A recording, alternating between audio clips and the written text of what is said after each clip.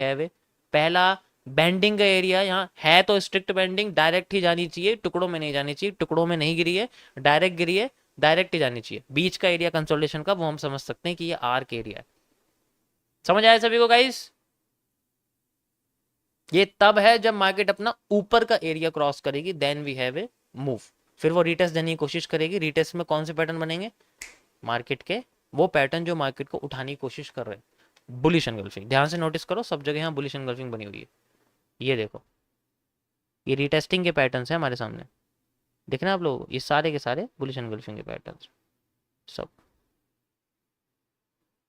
तो ये जो आपको दिख रहा है ये बेसिकली एक रीटेस्टिंग का एरिया आप कह सकते हो यहाँ पर। ओके, ये पहली कंडीशन है guys, condition 1, BTC USD condition 1।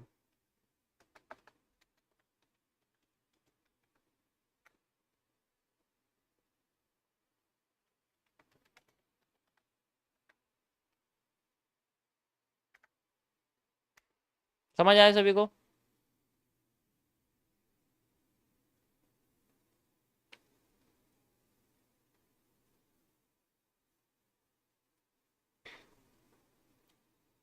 हाँ, मैंने बोला था कि अगर मार्केट जल्दी से गिरती है तो धीरे धीरे करके ऊपर जाती है।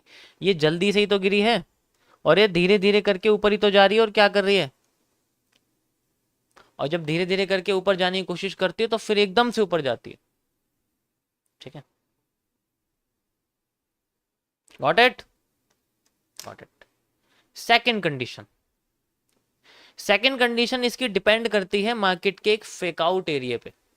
अगर मैं मार्केट का एक फेक आउट एरिया कंसिडर करूं, देखो ये सेकंड कंडीशन की पॉसिबिलिटीज भी बहुत हैं, ऐसी बात नहीं कि पॉसिबिलिटी नहीं। इसके बेसिस पे अगर मैं बात करूं तो अब यहां पर मैं पैरेलल चैनल यूज करने वाला हूं, ये वाला। This could be the parallel channel of market.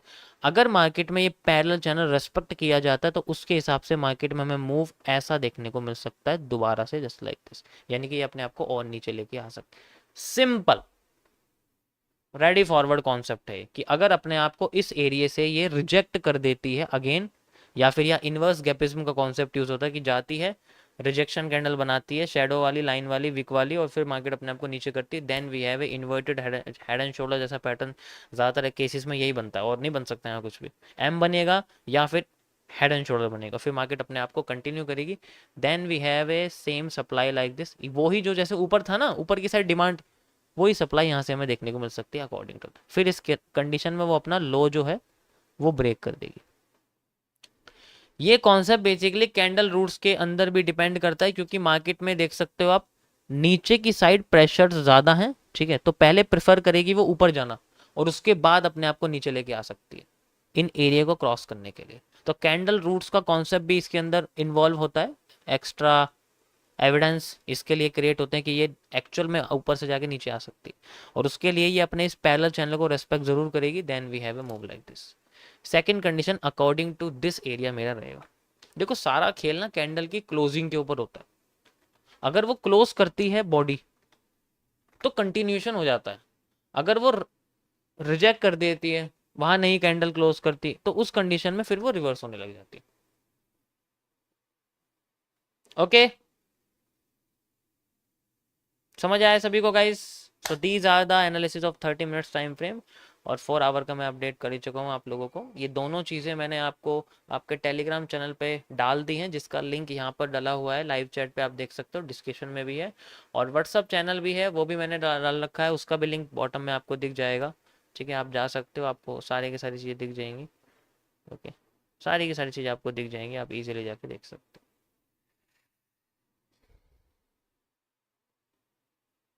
Got it?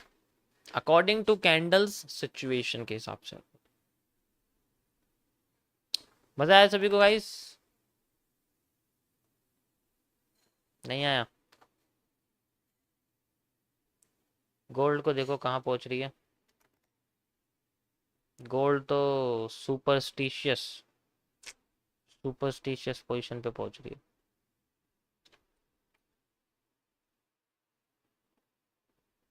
Gold का भी एनालिसिस करेंगे। अभी न्यूज़ का इफेक्ट है, आप देख सकते हो, न्यूज़ वगैरह आई थी तो इस वजह से ये नीचे गिर गई थी। आई थिंक न्यूज़ का ये इफेक्ट है, न्यूज़ की एक कैंडल है and then market is recovering. I already told कि हमेशा न्यूज़ के बाद ही रियलिटी होती है, ठीक है,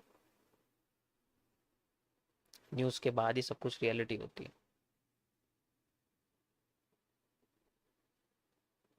ठीक है।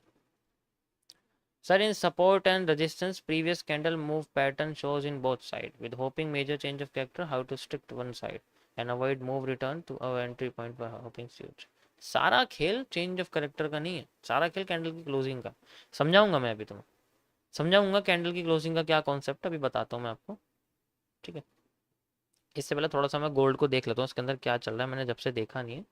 फिलहाल के लिए ये अपने आप को बस एक्सपेंड कर रही है, आप देख सकते हो, ठीक है, अपने आप को एक्सपेंड कर रही है। यानी कि अगर मार्केट में एक फेक आउट मूव देखने को मिलेगा तो वो जनरली ऐसा ही हो सकता है, अपने आप को ऐसे लेके आ सकते हैं, यानी कि ये भी एक फेक ही मूव है अपसाइड का, हम ये कह सकते हैं।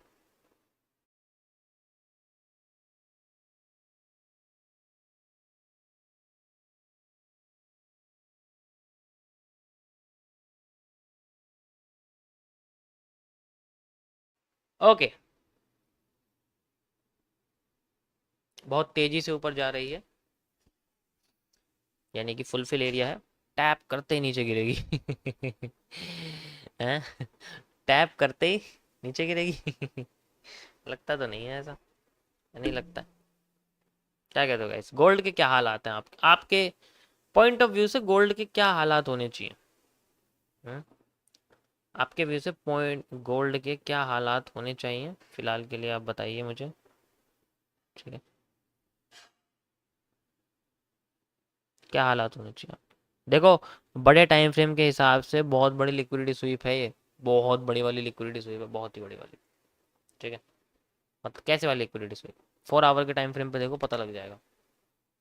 ये देखो, अगर मैं इन दोनों कैंडल्स को कंबाइन कर दूंगा तो आपको दिख जाएगा यहाँ पर क्या, लिक्विडिटी स्वीप। 2 आवर में देखें, इसमें भी नहीं है, 8 आवर में, ये 1 डे में देख सकते हैं, 8 आवर में नहीं दिखा रहा, तो इसमें पता लग रहा है कि हाँ लिक्विडिटी स्वीप वगैरह दिखा रहा है नीचे से, जो है कोशिश कर रहा लाने की।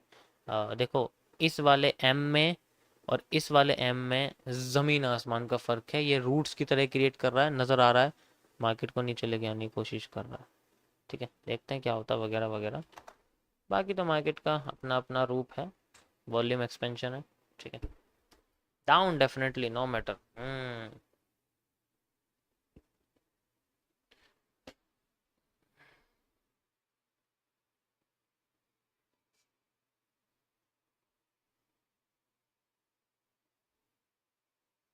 यस यस यस, बहुत ही तगड़े वाला मूव है। जब इसकी डिमांड पूरी हो जाएगी ना, ये वाली, ये जो डिमांड है ना इसकी टुकड़ों में आई है, ये गुस्से में आ रही है, ये जब डिमांड पूरी हो जाएगी ना अपने आप फटाक मारेगी नीचे की साइड।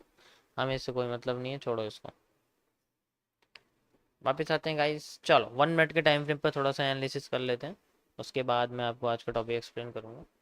सो यहाँ पर देखो, यहाँ पर हमें बेसिकली पिरामिड स्कीम देखने को मिल रही है, अपने आप को वो एनहेंस कर रही है डिमल डिमांड के साथ। फिलहाल के लिए देखो आप, ये वाला एरिया जो था है ना, अच्छा खासा यहाँ पर प्रोजेक्शन क्रिएट हो रहा है। आप अगर प्रोजेक्शन यहाँ लगाओगे तो आपको इजीली समझ में आ जाएगा, ओके। यहाँ पर अगर आप ऐसे लगा के देखोगे इसको तो आपको इजीली समझ में आ जाएगी मार्केट अपने आप को कैसे वो एक्सपेंड कर रही है, और फिर बाद में अपने आप को रीटेस्टिंग के बाद डिमांड अपनी डबल करके हमें दिखा रही है। सो अब तो हो गया मूव, अब तो इस समय कोई मतलब ही नहीं है। अब मूव मतलब है हमें इस मार्केट के रिवर्सल के। ये एक मार्केट का रेजिस्टेंस जोन है, जस्ट लाइक आप देख सकते हो ये एक रेजिस्टेंस जोन है फिलहाल के लिए। अगर मैं ट्रेंड लाइन भी कनेक्ट कर दूं ऐसे करके तो एग्जैक्ट कनेक्टिविटी इसके हिसाब से होती है। ये क्या है, ये एक ट्रेंडिंग रेजिस्टेंस है, this is a trending resistance. मैं यहाँ से भी कनेक्ट कर सकता हूँ इसको, और एक्यूरेट कनेक्ट हो जाएगा जस्ट लाइक दिस। ये एक ट्रेंडिंग रेजिस्टेंस है और ये एक मेजर रेजिस्टेंस, बड़ा वाला रेजिस्टेंस है, इससे बड़ा कोई रेजिस्टेंस फिलहाल के लिए नहीं है अभी यहाँ पर जो है, ये मेजर रेजिस्टेंस है। और धीरे धीरे करके जैसे जैसे मार्केट इसके पास पहुंच रही है, यहाँ पर आप देख सकते हो रेड कैंडल सारी, इसका मतलब रोकने की कोशिश कर तो रहे हैं ये फिलहाल के लिए, ठीक है, फिलहाल के लिए रोकने की कोशिश तो कर रहे हैं। तो इसके लिए हम लोग यूज़ करने वाले हैं एक कर्व लाइन, बेस्ट मार्केट को स्ट्रक्चर को समझने के लिए। एग्जैक्ट कनेक्ट हो चुकी है, मुझे इसको छेड़ने की भी ज़रूरत नहीं है, आप देख सकते हो एग्जैक्ट। ठीक है, इनिशियल